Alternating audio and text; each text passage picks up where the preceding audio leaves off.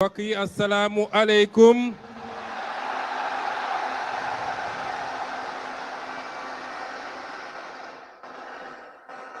Chers patriotes, militantes et militants, sympathisantes et sympathisantes, ñu ngi leen di nuyu kenn ku nekk ci turam ak santam, di leen jaajëfal,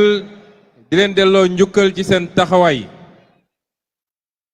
jaare ci yéen di nuyu mboolem seen sénégalais yi nga xam ne ak kurul sénégalais sax ñoo ngi toog seen kër waaye jàkkaarloog ndaje mu am solo mi nga xam ne mooy clôturer suñu premier congrès ordinaire bi ñu tàmbalee démb mën naa wax sax barki démb ak fusion bi te dëkk war koo tëj ci daje bi nga xam ne moom la ñu am tey. mbokk yi, Pastef est avant tout une idée et on n'assassine pas une idée. On ne tue pas une idée. li nga xam ne pas-pas la nekk ci xolu nit ñi seeni xalaat di ko jëmmal loolu kenn mënu ko suul. wax jey bëri pexe yey bëri waaye lu ñu def rek mu yokk doole Pastef parce que Pastef c'est plus qu'un parti politique. C'est une idée mouvante, c'est une doctrine, c'est une conviction forte qui bat dans le cœur de millions de Sénégalais, de la majorité des Sénégalais, mais qui aujourd'hui transcende les frontières du Sénégal pour battre dans les cœurs de millions d'Africains. C'est ça Pastef. moo tax kenn mënu koo pexel coori pexe yi bëri waaye kenn mënul fexe ba suul Pastef. Pastef c'est le don de soi pour la patrie. moo tax lii ngeen def mennum Pastef moo ko mën ci géewu Sénégal. lii ngeen def néew na ko mën a def ci géew politique Afrique wala àdduna. mbokk wi idée yooyu idée boobu ak conviction boobu tey mooy wéyal yoonam. dañu war a xam ni révolution boo gis dafa am yoon bu muy jaar. ku wax yoon nag gis léeg-léeg xam ne ci léeg-léeg nga fekk ci benn obstacle léeg-léeg sax nga fekk ci loo xam ne faw nga wiiri génnaat fa nga bëgg a génn waaye li am solo mooy à la fin du voyage que l'objectif soit atteint. Et nous sommes dans ce voyage. kon damay njëkk a gërëm vous me permettrez avant tout de remercier tous nos hôtes étrangers, dont certains sont encore à Dakar, certains sont ici dans ce stade, de les remercier d'avoir fait le déplacement pour venir répondre à l'appel de Pastef. C'est des partis frères, des partis amis, avec lesquels Pastef noue une relation qu'on voudrait étendre progressivement dans tous les pays d'Afrique pour que le courant de pensée que nous incarnons, un courant de pensée souverainiste, patriotique, qui n'est pas exclusif des autres, mais qui pense d'abord aux intérêts du Sénégal et aux intérêts de chacun de nos pays, que ce courant de pensée puisse prospérer, s'aimer et se répartir dans tout le continent. Chers représentants de vos partis respectifs, permettez-moi au nom de Pastef, dont vous voyez une illustration aujourd'hui, de vous dire merci et de vous souhaiter un bon retour chez vous. ba pare ñooñu ma gërëm l'ensemble du peuple sénégalais parce que politique dafa am parti politique ak ñi ca bokk ñi fi nekk ñépp waa Pastef lañu waaye am ñoo xam ne duñu jënd carte politique duñu jënd carte parti politique bokkuñu ci parti waaye seen xol mën na faral parti boobu wala leader boobu loolu la ñuy wax sympathisant. ñoom ñépp ñu ngi leen di boole di leen gërëm di leen jaajëfal ndax seen taxawaay bokk na ci li tey pexe bu ñu sos jëmale ko ci Pastef mu na sax. ma teg ci nag sama jàmbaar yi sama jaar yoo xam ne Sénégal amul seen fay man mi di wax ak yow awma seen fay mooy les militantes et les militants de Pastef que vous êtes dama bëgg ngeen tàccu seen bopp ngeen tàccu seen ndax seen taxawaay moo réhabilité la politique au Sénégal demoon nañu ba ñépp ñàkk yaakaar ci politique koo wax mu ne la politique buñ ma joxul du ma def ndax politicien jaru ko buñ ma joxul du ma génn balaa may déplacé wu nañ ma jox 2500 ak t-shirt ak lu demee noonu waaye yéen ci seen taxawaay yéen a jëmmalaat politique ñu xam ni engagement politique c'est s'engager pour soi-même parce que c'est pour s'engager pour sa nation c'est s'engager pour son peuple c'est s'engager pour son avenir et l'avenir de ses enfants de ses petits-enfants man damay anorgueilliru saa su ne dellu sant yàlla ne li ma am ci militant fii ci Pastef te nag yéen a ma boole gaay yi yéen militant Pastef yéen a ma boole gaay yi li ma gaay yi iñaane du man sama jëmu bopp de waaye qualité militant yi ñu yàlla jox moom lañ ñu iñaane coow li yépp leen la léeg-léeg sax ma ne est-ce que de temps en temps bu ñu xewlee du ma leen abal quelques militants Pastef ngir ñu may ma jàmm tuuti yéen yéenay problème bi kon ñu ngi leen di féliciter vous les militants Pastef commencez ko par les 533 sections communales yi nga xam ne teew si nañu ñoo jox congrès bi sa forme institutionnelle bawoo ci fépp ci Sénégal ak les cellules yi nga xam ne ñooyu diaspora bi ñoom laay jiital ci ngërëm gi di leen féliciter teg ci nag mboolem seen militants yi coordination départementale yi section communale yi les cellules dans tous les quartiers dans tous les villages du Sénégal ñi nga xam ne ñoo nekk au niveau central le bureau politique le conseil national le COMEX les secrétariats ñoom ñépp seen taxawaay rafet na c'est vous qui faites Pastef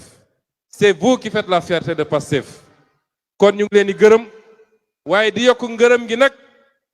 ci bi ngeen jëlee seen confiance teg ko ci suñu jëmm gu néew gi maa ngi leen di remercier te xam ni je mesure pleinement du caagee ne rek parti bi biñ ko créé ba léegi man maa ko jiite woon que lii dafa waroon doon formalité déedéet ndénkaane la ci yàlla wax ndénkaane du lu tuuti moo tax li ngeen def démb à l'unanimité mooy 100% ngeen jël ko muy confiance bu ngeen renouveler ci sama jëmm lu rëy rëy la ci man ma jël l'engagement solennel ici jëlati ko fii ni duñu toog ba ngeen ne Ousmane Sonko trahir na les idéaux et les principes du parti loolu du musa am parce que du suñu gëm-gëm du suñu yar du suñu cosaan ak suñu aada du suñu xeet amul lenn loo xam ne nangu na loolu nit bu ngor jógee ci yow dara desu fi bu ngor jógee ci yow dara desu fi waaye ngor sax yomb na dañuy wax bu gore jógee ci yow dara desu fi kon ànd du dox bu yàgg naa leen wax ni bàyyi politique moo ma gënal war na jekk ay militantes ay militants ay sympathisantes ay sympathisants ñu ne kii daf ñoo wor par rapport ak li ñu waxante woon mën na am ay problème ay jafe-jafe mooy nit bëggoon na lii amu ko mu jàpp ni président parti bi moo ko joxul waaye loolu du ci principe bu parti yi li may wax mooy li nga xam ne moo tax ñu daje lii les principes fondateurs du parti la doctrine du parti kooku duma ci musa jàppante kenn wala ku ma ci jàppanteel moo ma tooñ waaye nag yi nga xam ne mbirum nit la ci jëflante am na fi amaat fi élection mun na jot nit bëggoon ñu investir ko commune sangam investiruñu ko mu mer kooku beneen affaire la waaye les principes l'idéologie les raisons pour lesquelles ce parti a été fondé pour lesquelles on s'est battu man Ousmane Sonko ma ci musa trahir kenn bu soobee yàlla. Quand vous nous avez fait confiance ñu ngi leen di remercier waaye quel sens est-ce que moi je donne à cette confiance? Quel sens je donne à la responsabilité, à l'autorité dont je suis investi pour présider aux destinées de ce parti, pour prendre des décisions à votre nom à tous? Lan moo war a tax tey mu mën a nekk fii ma nekk yor micro di wax yéen ñëpp ngeen déglu ma lan moo war a tax fu ma romb ngeen ne ma président ban sens laa jox loolu? Parce que principalement dans nos pays l'un des problèmes bi ñu gën a am ci réew mi et de manière générale en Afrique mooy nit ñi dañoo xamul lan mooy pal. ku ñu fal foog nga ni yow léegi da nga aju ba ña nga àndaloon dañ laa war a nekk toog ci suuf di la xoolee ci kaw. loolu du responsabilité. ki ñu fal moom dafa war a xam ni moo gën a suufe ci ñi ñu àndal ñëpp ndax proverbe danaan saydul qawmi qaadimuhum ki nga xam ne moom la ñu jël ne ko yow ñëpp daje nañu xool ni yaa ñu doy ñu jiital la yow yaay le serviteur waroo xaar ñu servir la. kon responsabilité bi du lu ñuy diir mbagg du tax ñu yëkkati mbagg du lu war tax ñu teg suñu bopp fu ñu nekkut waaye dafa war a commander beaucoup plus d'humilité encore d'être à l'écoute de chacun et de chacune d'entre vous xam ni yéen a ma gën yéen ñi ma tànn wóolu ma te mu leer ma ni ñu bari ci yéen ñoo ma gën ñu bari ci yéen ñoo ma gën a baax ay qualité ñu bari ci yéen ñoo ma ëpp xam-xam ñu bari ci yéen ñoo ma gën baax parcours. kon nit buñ la jiitalee xamal ni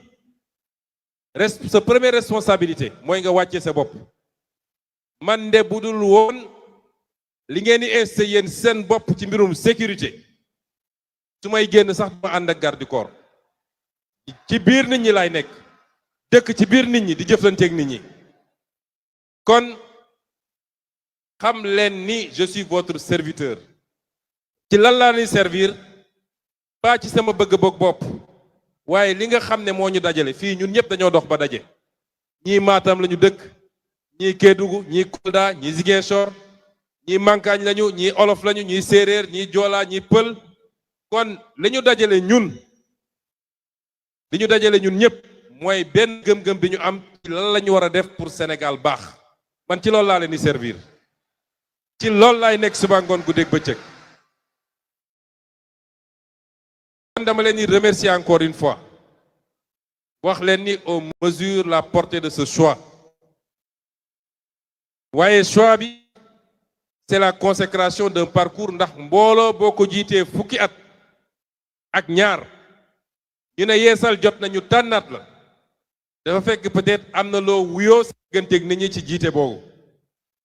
waaye du sama jëmm man dong kon dama bëgg ngeen féliciter ma it ñi nga xam ne parce que àndandoo dafa baax am àndandoo yu baax mooy tax njiit mën a performer te dafa am ñoo xam ne gis naa sànq ay jëm yu bari ñu wan leen fi ngeen tàccu kenn ku ne ci ñoom mënoon na taxaw fi ma taxaw tey kenn ku ne ci ñoom dafa di collaborateur boo xam ne bu sincère bu loyal bu fidèle collaborateur boo xam ne jaar nañu fu ne te nag dañoo génn ci épreuve dinaa ci dellu léegi gën a leeral lu bëree bëri kon moo wax leen ni fii ñu toll nii dañoo génn jóge ci li ma tuddee la première phase de la clarification mbokk yi politique ak xel ñoo ànd politique ak xel ñoo ànd politique doole baax na ci tuuti te yéenay suñu doole waaye doole gu ànd ak xel mënul am résultat dama leen wax ni lancé woon nañu la phase de clarification à partir du 8 juillet 2025 mooy keroog bi ma toogee King Fahd am lu ma njëkk a junju ci li nga xam ne ñu ngi ko doon ruumandaat di ko togg te muy woon musiba si ñun boo ko njëkkee wax defe naa ñu bari ci yéen comprendre ñu woon amaana sax dañoo xam ne man sànni woon xeer bi ne Pros lu muy wax nii Pros dafa yàkkamti Pros nii ak nii boobu man gis naa lu ñu bari gisul xam naa lu ñu bari xamul waaye dafa am nu ñuy andee mbir nuñ koy tegee fuñ koy jaare ba egg ci fañ ci war a egg keroog bu ñuy dëgmal le grand rassemblement du 8 novembre dama leen ne il y aura un avant un pendant et un après 8 novembre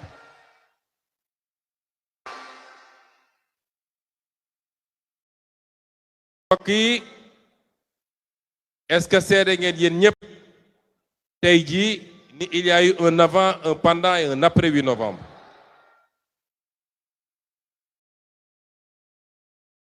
clarification boobu dafa waroon a am parce que li nit ñi doon togg ci suuf te bu ngeen dajee ci biti ñu siiñ la lëng la wane ni xarit ngeen wane ni frère ngeen ci parti bi fekk ñi ngay gas kàmb ci suuf bu ñu yàlla mayuloon ñu teel koo gis bu mën cee doxal li ñuy doxal kon bu ñuy yàq li ñuy yàq fekk parti bi jeex na kon ñun ñëpp nañu dellu sant yàlla ñun ñëpp nañu dellu sant yàlla du mënin du xarañteef waaye damay wax ni yàlla moo bëgg la projet Pastef parce que yàlla moo xam ni projet bi dëgg moo ko lal caaxaan lalu ko gëm naa ni ilaa yow mi diin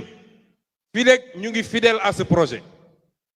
fii léegi projet bi ñu ngi koy jàppee jaamu yàlla fii léegi projet bi ñu ngi koy jàppee don de soi pour la patrie lu waay sumb mu wëlbati ko këpp ci yow du suñu mënin du suñu njaarte du suñu xarañteef mais yàlla du seetaan yàqte jël le dessus ci li nga xam ne mooy dëgg tey nee naa première phase de la clarification bi génn nañ ci lan mooy résultat bi mooy bëri na ci ñun wala ñun ñëpp sax waaye bëri na ci sénégalais yi mais partout en Afrique et dans le monde man li may jot ci ay messages ay témoignages ba ci ay kilifa yoo xam ne chef d'État la bëri na ñoo xam ne am nañu surprise bëri na ñoo xam ne am nañu déception waaye man awma surprise awma déception damay wax alhamdulillah parce que nag bëri émotion la te c'est normal dama wax léegi politique c'est avant tout la raison c'est la raison avant le cœur ñun nag patriote dañoo xaw a émotif yenn saay te dinaa ci dellu si dañoo xaw a émotif rawatina nag lépp lu xaw a laal Pros gars yi xaw a am nuñ ko jàppee mais yàlla buy defar day mel ni ku yàq man keroog dama sant yàlla parce que dama jàpp ni li ma doon ñaan yàlla ci clarification am naa ko bëgguma woon dara yàqu nag su ma sañoon yaakaar bi kenn ku ne ci ñun amoon ba ñuy jël nguur gi en 2024 yaakaar googu continuer way waaye ni mu doxee nii mënoon na doxee nu ko gën a garaaw fuuf kon dañuy sant yàlla kon sur le plan politique clarification am na Pastef est resté Pastef Pastef est plus Pastef que jamais Pastef en sort pour être la plus grande formation politique bu doon 54 la ñu woon tey ñu ngi 75 loolu mooy réalité bi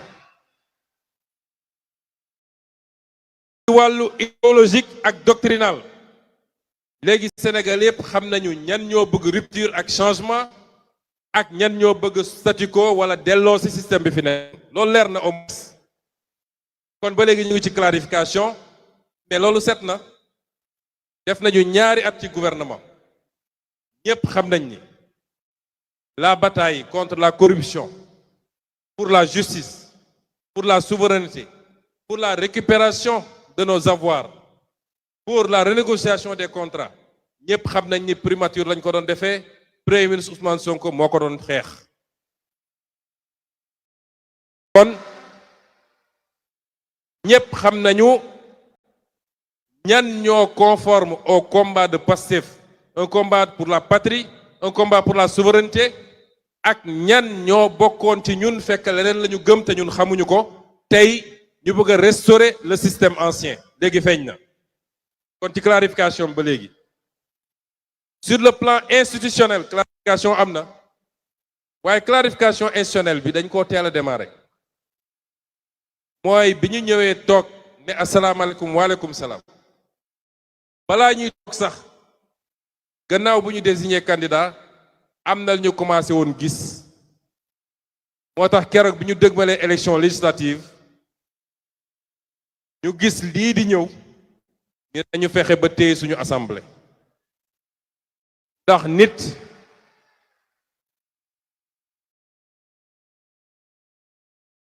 ne nañu fexe ba téye suñu assemblée ay suñu téewuloon assemblée bi ci jamono ji ay bu ñu loolu rëccoon ñu ne kon yàkkale dafa am fu mu yem yàkkale dafa am fu mu yem lu ko may rek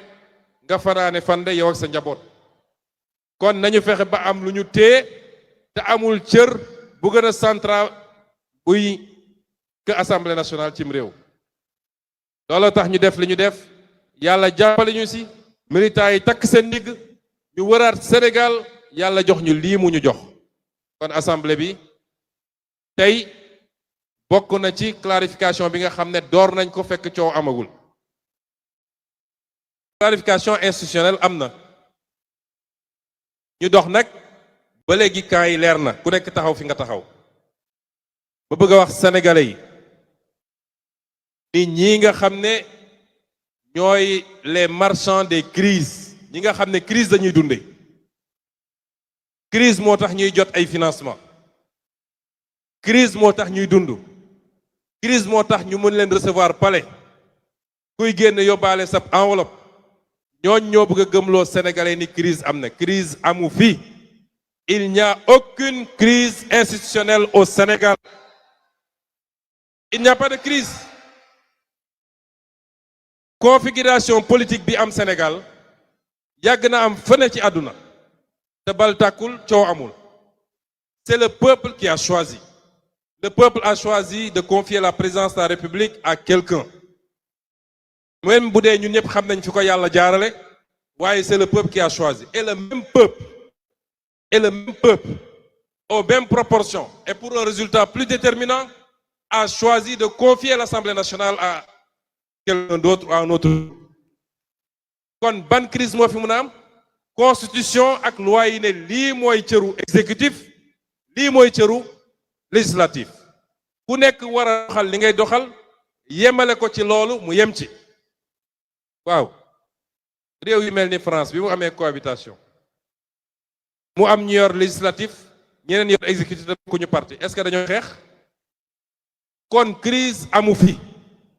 bis bu ne ñu koy def seen titre crise au sommet de l'État déedéet ñàkk déggoo entre ay nit ak ay courant politique am na et ni l'État du Sénégal ni les institutions ni l'État du Sénégal ni ses institutions ni sa sécurité ni sa stabilité ne sont engagés aujourd'hui benn problème amul ci réew mi kon ñi ngi dànkaafu parce que complot yi ñu musalal yépp ñu ngi koy jaarale foofu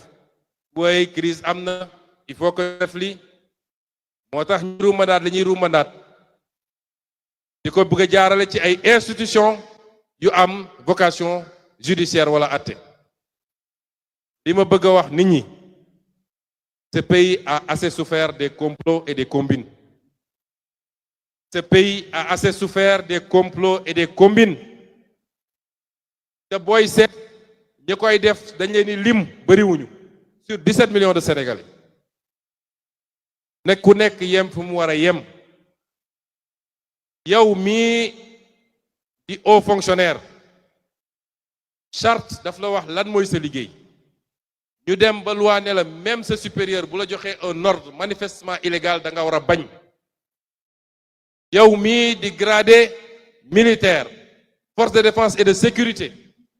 ab président de la république kenn du ko topp ci bëggam bu dee génn na ci constitution wala génn na ci loi yi kenn ku ne nga xam ni il est là pour remplir une fonction au nom du peuple sénégalais nu ñu jox cër président de la république bu la bëggee joxañ loo xam ne ay intérêt politique am kese la bu ko ci topp te yàgg na am ci réew mi benn nit ñi delloo ci seen xel te xam ni c'est ça le Sénégal c'est le peuple c'est pas de s'enfermer dans des bureaux au palais à la primature wala au ministère de la justice foog ni loolu mooy Sénégal saa su Sénégal tàkkee loolu moo ko taal parce que c'est des gens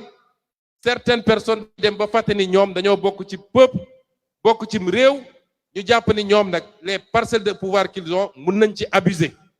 pour les beaux yeux pour le plaisir d'un président de la République na ñëpp delloo seen xel rawati nag nguur goo xam ne at ak genn wàlla daanaka moo ci des lu fi jar sacrifier sa bopp nañu jël exemple sur l'histoire récente am na ñoo xam ne defloo nañ leen man am na ñu ma ci waxal ñoo xam ne defloo nañ leen waaye nee nañ ma rëccu naa te dinaa rëccu ba àdduna di tukki defloo nañ leen te tey ñu ngi koy rëccu am na ñoo xam ne defloo nañ leen tey ñi ngi tëju ñemewuñu génn ci mbedd mi ñi doon def tey ñoo leen dem réhabilité di leen génne di leen recevoir waaye boo bëlee kenn déggu leen ñi ngi tëju woon ci seeni cave kon lu ko fi jar il n'y a pas de problème ni de crise institutionnelle au Sénégal bu amee rek ay nit a ko sooxe te xam ngeen ñi may wax buñ ñu tax a wax nag ndax am na lu ñu xam ci réew mi ku yàlla teg fi ma tegoon ñaari at neew ma xam nga lépp de waaye la ump bëriwut kon na nit ñi delloo seen xel ce pays a besoin de stabilité il a besoin de paix il a besoin de tranquillité kañu teg mu ne moo yor exécutif war naa tal leneen lu dul tey ay combine politique ndax réew mi métti na ñun ñëpp xam nañ ko lenn ndono la li ci ëpp bokk waaye am na loo xam ne man bi may nekk primature di liggéey fajar ba 1h du matin taluma parti taluma politique militants yi di ma mere ku nekk naan il est injoignable ma gëm ni ñun ñoo woote ba ñu jox ñi war a servir le pays xalaat woon ndekte booba ñeneen a ngi xool di togg nu ñuy defaree ñoom pour xalaat ay beneen mandat xalaatuma ko woon kon tey ki nga xam ne moo yor exécutif na jublu nañ ko defee ci ñaari at yi ci yittey sénégalais yi parce que liy maywaat mandat du nu may def ba écarter tel candidat wala nu may def complot wala nu may def ba jënd tel maire waaye lii may beneen mandat mooy lan ban résultat ngay présenter sénégalais yi dans 2 ans kon nañ jublu ci loolu ñun ñii nga xam ne ñoo yor législatif dañu yor liggéey bi sellal ko te jiital ci intérêt Sénégal bul bloqué dara parce que rek damaa bëgg a nekk ci xeexu politique loolu amul solo lu ñu fa andi luy njëriñu Sénégal suñu responsabilité mooy ñu jàllale ko nu mu gën a rafete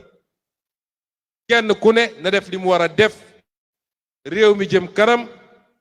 dans 2 ans et demi sénégalais yi tànn et que cette fois-ci ñu créer toutes les conditions pour que les Sénégalais puissent choisir. Il est temps que les Sénégalais choisissent. Depuis longtemps, les Sénégalais n'ont pas longtemps. Peuple boo xam ñëpp jàpp nañu li ëpp ci peuple kii la bëgg nga ne kooku dama ko bàyyi fu mu taxawee ci kanam peuple bi ñu choisir ko loolu dafa war a jeex Sénégal. Ñun Pastef amul adversaire bu ñu ragal ku nekk Sénégal ak ku nekk bitim réew nañu ñëw ñëpp teg seen candidature élection yi jaar yoon de manière transparente ku ci wóolu boppam mu ñëw samp ndëndëm au soir de l'élection ñu ne kan moo gagné te ñun xam nañ ni incha allah Pastef lay doon kon loolu rek la moo fi nekk. kon pare nañu deuxième phase de clarification première phase de clarification ñu war a jublu nag ci deuxième bi mooy la clarification électorale ndax ñi ngi dëgmal élection locale en janvier 2027 incha allah dëgmal élection présidentielle en février 2029 incha allah kon li may ñaan les militants et les militantes d'abord ma def benn précision Pastef du d'accord report élection locale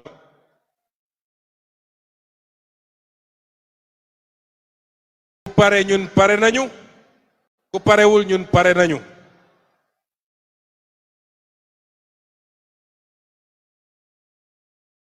ma fàttali ni fii au Sénégal kenn mënu fee reporter élection te jaarale ko Assemblée nationale ñu voter une loi d'habilitation mënul ne kon le président de la République signé décret bi moo gën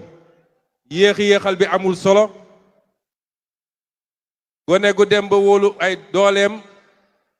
lamb gaa ngi nii bu ñu sifflee ñëwal nga bëre amul may leen ma defarwaat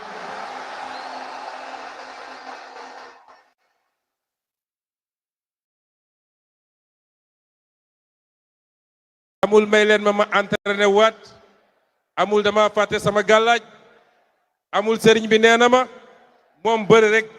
sëgg ñu bëre benn yoon mu jeex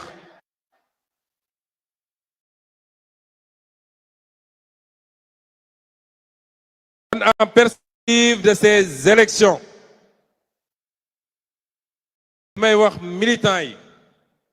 ak militantes yi li ma leen njëkk a ñaan mooy organisation nañu organiser wu nañu dellu si ci esprit Pastef amaana bëri nañu fi nekk ak ñu nekk feneen kenn ku ne jàpp na ni sama gox man maa war a nekk le prochain maire jarul xëccoo démb validé nañu la charte des élections nañu ànd ak jiital l'intérêt du parti muy benn nekk maire ce n'est ni le début ni la fin d'une vie man nekkoon naa maire nit mun nga bàyyil sa morom yàlla ubbil la lu ëpp maire fuuf li ma leen di sant it mooy na ngeen continuer nekk des militants et des militantes ouverts yaatal parti bi parce que sénégalais yépp wax naa ko waxaat ko am nañu cofeel ci Pastef te bëgg nañ ñëw bu leen tëj bunt yi ñépp xaj nañ ci ñetteel bi mooy ñu xam ni parti politique bu mel ni Pastef idéologie bi muy doxee c'est pas un parti qui vit au rythme des élections élection étape la rek mais d'une élection à une autre élection il y a plus important que ça kon nañu dellu sur les fondamentaux du parti loolu am na ci solo ma dénk leen nit li nga xam ne mooy orientation globale au-delà des élections là je parle aux militants aux militantes rawatina ndaw ñi jeunes yi rawatina jeunes yi yéen les jeunes bala may wax dama bëgg ngeen tàcc seen bopp vous êtes formidables tàccu leen seen bopp bu baax parce que vous êtes formidables ñaari at ñu bokk ci gestion nguur gi dafa am lu ma ci nemmeeku vous savez l'exercice du pouvoir est très délicat pouvoir mënoo ko yor te de temps en temps ba ci sa njaboot sax doo poser acte boo xam ne amaana du neex Masamba wala Mademba moo tax ñoom seen préoccupation bi gënoon a rëy mooy est-ce que Sonko digganteem ak jeunesse bi yàqu na est-ce que ndaw ñi mere nañ ko. Tous les prétextes ont été bons bu ñu nee fii ambulant mënu fee taxaw ñu dem ne leen gis ngeen waa ji bëggu leen bu ñu nee problème am na université ñu dem essayer wëlbati étudiants yi parce que seen obsession mooy nañu fexe bañ ña Sonko digganteem ak ndaw ñi yàqu na mooy seen obsession. kon yéen ndaw ñi li ma leen di ñaan PASTEF est devenu un parti mature. C'est le parti le plus complet au Sénégal. Toutes les lignes coché nañ ko. Parti bu eggee foofu nag dafa war a doon un parti modèle. dafa war a doon un parti boo xam ne du yomba jàmm ci attitude ñi ko bokk ci seen comportement ci seen kàddu parti bi dafa war a fexe ba doon un parti exemplaire. Parce que benn yi nga xam ne ba léegi dañuy am appréhension kenn ku ne su ñun suy wax day jàpp ni kilifa diine nga koy déglu maga nga koy déglu xale bu ndaw a ndaw mi ngi koy déglu kon ñun dañu war a xool nu ñuy waxeek nit ñi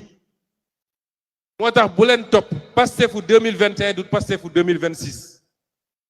kon yenn kàddu yi ñun nañ ci génn parce que ñooy parti majoritaire les colibés les insultes les injures jël nit utal ko tur di ko tuddee yooyu yëpp ça ne grandit pas Pastef ñun weesu nañu loolu. Pastef est un parti d'idées, un parti de savoir, un parti de science, un parti de programme. Je veux que ngeen déglu ma baax la jeunesse. léegi rek bi may génn ci oto bi dégg naa ay slogan mais yéen ëpp ngeen loolu léegi yéen ëpp ngeen loolu la jeunesse du parti. ëpp ngeen ay slogan ak ay tur yu ñuy tuddee nit lépp loo xam ne day doon lu njaga suñuy teg ci nit bàyyi leen ko wane leen ni vous êtes une jeunesse bien forte, une jeunesse intelligente, une jeunesse intellectuelle, une jeunesse citoyenne wane leen ni li ñu woote ci li war a jëmale réew mi kanam yéen a ngi koy incarner. C'est ça que je veux désormais. Ne cédez pas à la provocation parce que ñoom li ñuy wax xam ngeen lan la dañ naan ndaw Pastef ku neex a booleeg sénégalais yi la ku neex a booleeg àdduna la ku xëy naan kafeem rek xaw a am lu ñagas sum wax ci Ousmane Sonko rek ndaw ñépp topp ci ñun dépassé nañu loolu yonent moo ñu gën fuuf te dégg na lu ne waaye lu ñu yëkkati rek ci ñun loolu day wëlbati ku nekk avantage ci ñun kon li ma leen di ñaan parce que déglu leen ma bu baax dama xam seen stratégie xam li ñuy togg te lépp lu ñu def suba ba ngoon jot yàlla may nañu mu egsi ci ñun la ñuy togg mooy fexe ba li fi amoon diggante 2021 ak 2024 ñu defaat ko dañuy fexe mooy ñoom li ñu bëgg mooy génne àlli ci bëtu àdduna yépp ni Pastef parti fitna la parti xuloo la parti saaga la parti xeex la moo tax ñu leen di provoquer ils vont rester dans la provocation dañu fay ay nit ne leen saa yoo xëyee waxal lu ñaaw ci Ousmane Sonko dañu fay ay nit ne leen provoquer leen bu ko defee xale Pastef bu réagir ñu ne dem leen jàpp ko parce que moo wax diw lii moo wax diw lale Pastef moo mag loolu ne tombez pas dans ce piège li ma leen sant mooy rester dans le travail de massification rester dans le travail d'éveil des consciences sillonner le pays dugg leen ci village yi dugg leen ci gare routière yi dugg leen ci école yi ci université yi parce que loolu mooy dëgëral parti bi li ma leen sant j'ai sorti 2 ou 3 instructions ku xam parti bi xam dañoo bëgg a changer complètement génne naa instruction ne leen 1 million de cartes de membres démb lancé nañu placement carte de membre yi bëgg naa ñu am lu ëpp 1 million fuuf jël leen carte de membre yi les Sénégalais vous attendent ils demandent ces cartes de membre là dem leen ngeen placé ko. nee nañ leen dañoo bëgg ngeen taxawal 10 000 cellules à travers le Sénégal à travers les 553 communes à travers les villages dem leen ngeen taxawal cellules yooyu ñoom amuñu potentiel bi ñu am ñoom ndaw topp leen intellectuel topp leen diaspora topp leen lenn la ñu am mooy dem fay ay nit ñu toog ci presse bi di wax bàyyi leen foofu ñuy wax dugg leen yeggali le travail parce que en 2029 ñun bëgguñu 54% de bëgguñu 56% de bëgguñu 60% de 2029 à cette heure-ci bëgg naa ñu ne 70% minimum loolu liggéey la donc sortez de ça sortez de ça bu leen tombeeti ci seen piège ku wax bàyyi leen ko ci wax ku wax bàyyi leen ko ci waxam xam nga alquran dafa ne wa ida xaatamuhu aljahiluuna qaalu saama ndax xuloo ñaar koy def ñaar mooy def xuloo alquran bi muy wax nitu yàlla yu baax yi daf ci boole waa jaahil nag bu dee ci diine mooy ku gëmul waaye mun nañ ko jël ci àdduna mooy ku xamul ñi nga xam ne nag xamuñu mënuñu kenn dégluwu leen kenn topp leen kooku bu ñëwee di tongoo nee ko salaam man awma sa jot ndax ñun ñoo takk càq bi ñun waa Pastef boobu ngeen xam ni mbir mi bu yàqoo rek ñun la yàqul Pastef ñoom nag dañoo toll ci suñu mënul lekk ci cere gi nañu fexe ba xajamal ko dañ ci sotti suuf bu leen topp ci loolu j'insiste beaucoup sur ça parce que ça me fait très mal chaque jour su ma xëyee ñu ne jàpp nañu tel militant de Pastef parce que wax na lu mu warut a wax ñaata yoon laa leen wax ni jaru ko ça n'apporte rien à la cause et au combat da ca des lu tuuti la nañu muñ te jublu ci liggéey bi 10 000 cellules à travers le pays 1 million de cartes de membres waaye leneen lu ma leen di sant da ngeen bindu te inciter les jeunes ñu bindu ci liste électorale yi bindu leen parce que am cofeel ci Ousmane Sonko am cofeel ci parti bi teew bindu woo amul njëriñ kon nañu gën a góorgóorlu ci yooyu mbokk yi Pastef est le plus grand parti du Sénégal par la volonté de Dieu lii ñu toll nii yépp ñu ngi ci yoon bi génn guñu ci yoon bi yàlla may na ñu xeex 10 ans ci 10 ans yi fal nañu ay député fal nañu ay maire fal nañu président de la République ci 10 ans yooyu fal nañu président Assemblée nationale ci 10 ans yooyu am nañu ay natt yu ñu dab lenn ci ñun tey ñi ngi sàngoo suuf te gëm projet bi moo ko waral lenn ci ñoom ñun jël nañ ci ay dog-dog yu doy waar ci 10 ans yooyu dund na ay déception yoo xam ne liggéey nañu ba def nit kilifa moo xam maire moo xam député moo xam président mbir mi dox ñu gis ci safaan ak lu ñu yaakaaroon waaye nag bu am recul tuuti seet loolu yépp boo ko dajalee dafa gën a dooleel Pastef dafa yokk Pastef te expérience boo xam ne li tubaab naan un tri naturel tey ci bii épreuve ñu mujjee dund le tri naturel a été fait te nañu sant yàlla bu dee sur les millions et des millions de Pastefiens ñi nga xam ne tey rocceeku nañ dañ leen di compter bëriwuñu kon Pastef a et incarne la confiance des Sénégalais. Pastef est un modèle pour l'Afrique et pour le monde. Quand on est à ce niveau, il faut mériter son rang. Et c'est pourquoi j'insiste enfin sur la formation. On a des militants extraordinaires. waaye ñun ñëpp commencé ko ci man dañoo soxla formation.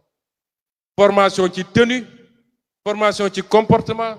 formation ci xam lan mooy dëgg-dëgg programme parti bi formation pour xam lan mooy fi ñu dëgmal ak fi ñu jëm formation pour xam naka la ñu war a comporter wu en tant que citoyen et c'est pourquoi j'insiste depuis quelques jours sur la formation et quand les programmes vont être lancés bëgg naa chacun et chacune d'entre vous bu leen daw programme formation yi inscrire leen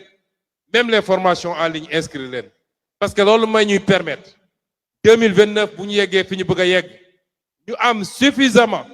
de compétences d'expertise dans le parti pour mën a yeggale liggéey bi ñu war a def est-ce que may ngeen ma loolu est-ce que d'accord nañ ci loolu kon ñu ngi leen di gërëm di leen sant di leen gërëm di leen sant leen wax ni nag ñun dañ ma yeewi ñun ak yéen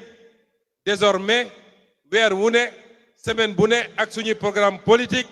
le PROS est de retour parmi vous et le Sénégal va trembler parce que réew mi ñun ñoo ko moom politiquement ñu gërëm leen sant